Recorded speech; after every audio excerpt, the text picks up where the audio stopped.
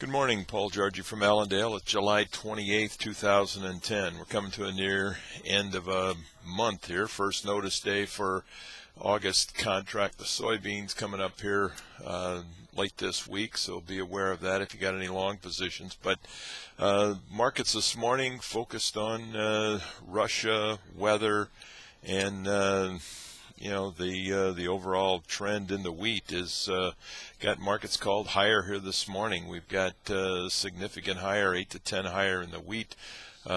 Corn anywhere from 2 to 4 higher, and soybeans about the same. The wheat market and Russia are the big factors there. Dry in Russia expected through the middle of August, according to Drew Lerner from World Weather Inc.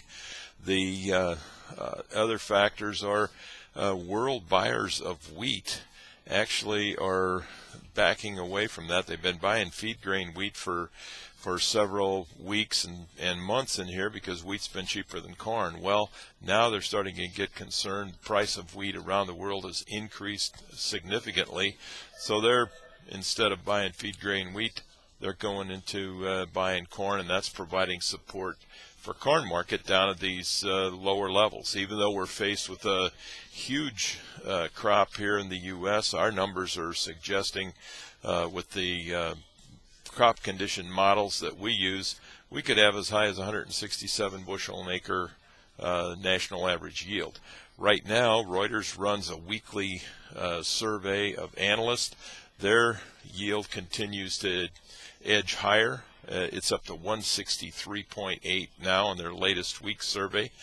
And we certainly expect that to be right. From our communications with producers around the Midwest, they're saying and showing that they've got some excellent crops out there, even with damage from flood and too much water in some areas. That should show us that we've got a great crop coming. Also in the wheat, we had the North Dakota crop survey or crop tour is underway.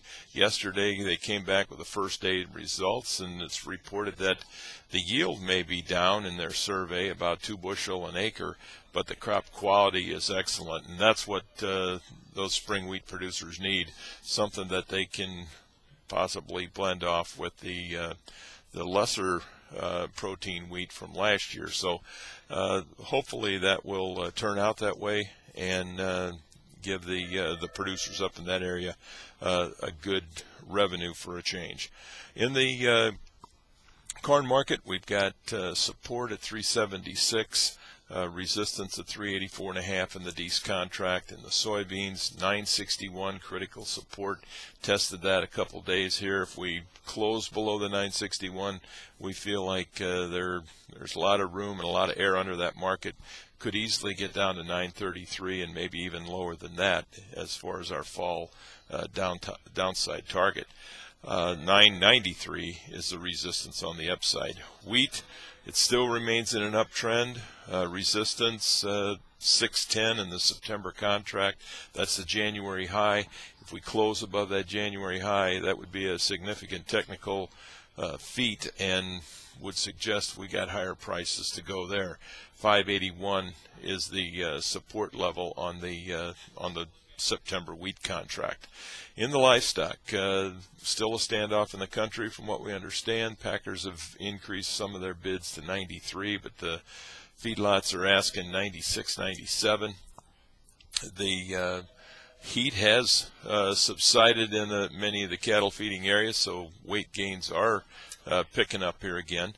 The demand for beef is sluggish at this time of year, so we've got some concerns there. Cutout values yesterday up slightly in the choice and down 5 cents in the select, so not much action there. In the futures, we had a quiet day yesterday, but the support right now is 92.05 and resistance 93.10 in the August contract. In the hogs, we had a down day yesterday.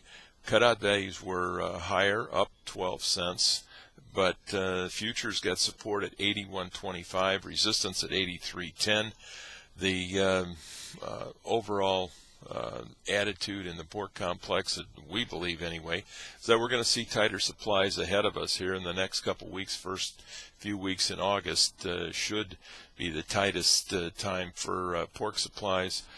We don't expect too much further downside in this thing unless we get that fund effect from other markets where the funds just start liquidating their long positions. But we expect the August contract to stay in a trading range between the $80 and $83 area for the short term, and possibly right on into expiration. If you got any questions, don't hesitate to give us a call. Also want to remind you, we're just started sending out a new product that it's kind of an update here to what we do. It's the Allendale wake-up call. We try to get it out early in the morning so you can see and read what is going on in these markets. We try to get it out by as early as 6 o'clock in the morning. So everybody should be receiving that. If you don't and are not receiving it, let us know. Send us your email address. We'll be happy to get you on the list. If you got any questions, give us a call here at Allendale, 800-262-7538. We wish you a very successful trading day. We'll talk to you tomorrow morning. Thank you.